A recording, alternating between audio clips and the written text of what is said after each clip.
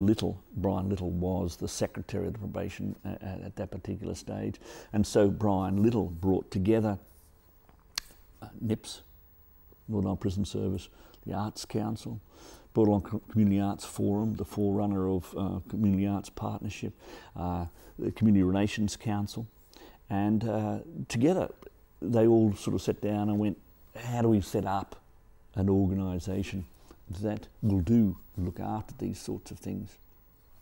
And so they came up with the Prison Arts Foundation, and they registered the deeds of the trust in 1996, in November 1996, and the idea was to get somebody who could get the organisation going, who had experience in prison.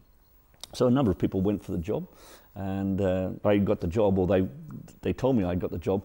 At the time they told me I got the job, I was setting up a circus school with Donald McKendry and Paul McCready in Sarajevo at the end of the war.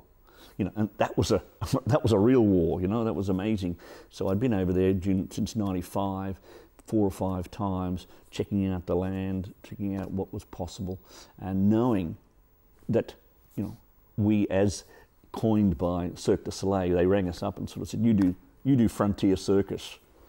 The Belgian government would like to set up why the Belgians, I don't know, but they wanted to set up a circus school, a community circus school in Sarajevo. Those blokes in Belfast do frontier circus, so give them a call. So we went across to Sarajevo, and I got the notion, or I got the nod from a very snowy Sarajevo that, you know, would you come back and set up Prison Arts Foundation, which I did and started in May, really, 1997. You know? You've always wanted to make arts and education more accessible within prisons. What do you think are the benefits of this? So many. And the strange thing is that a lot of them are ones that normally we would look and not take any cognizance of because they're part of a maturing process. But for a lot of people, this hasn't happened. If you look at the general group of people that go into prison, and I'm not saying they bemoan their backgrounds or anything like that, but it is common knowledge that it's about 70% are below Key Stage 1 in literacy.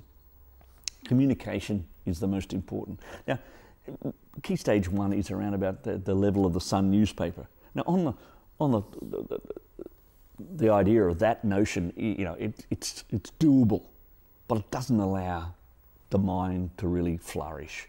And so a lot of people come into prison and they don't have a good track record as far as education, schooling is concerned. I always say it, you know, it's